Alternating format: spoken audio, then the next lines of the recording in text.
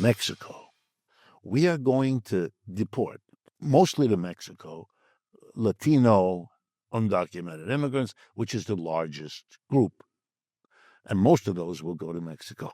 Okay. Let's do the simple economics. Those people had jobs here in the United States. And one of the things they did with their wages, low as they are, was to send a portion back to their families in Mexico to help care for the children they left behind, to help care for the elderly they left behind. Those things are called remittances in economics. But when you have millions of people, then they become an important part of your economy.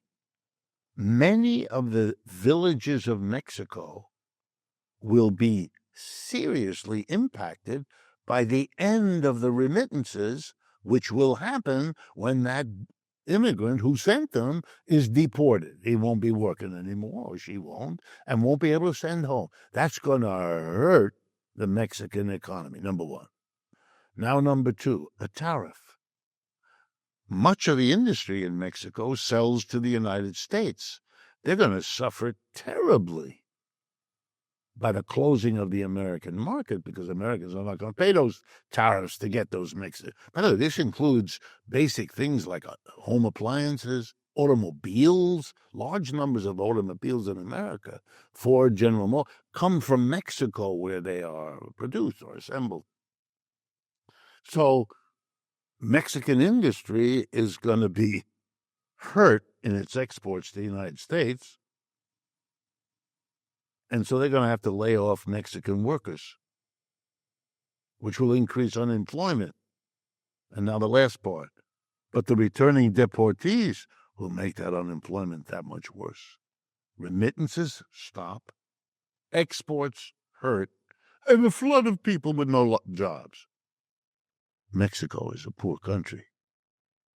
This is impossible. You're going to create, you think you have a problem with the drug gangs of Mexico now? You're going to produce, I don't know, maybe Mr. Trump's hidden agenda is to annex all of Mexico and make it the 52nd state after he takes Canada. But maybe, look, and maybe he'll be forced into that by the very consequences of what he's doing. He is savaging Mexico. And that's, I don't know, 1,000-mile border with Mexico. Is that a very smart thing to do? Most people wouldn't think so. Where's the conversation? There is none. There is none. The closest you get are the statements of Mrs. Sheinbaum, the new leader of Mexico, who's got some courage and is pushing back. The Canadians folded, but not the Mexicans, so we'll see. But talk about contradictions. I hope I've given you a flavor of some of them.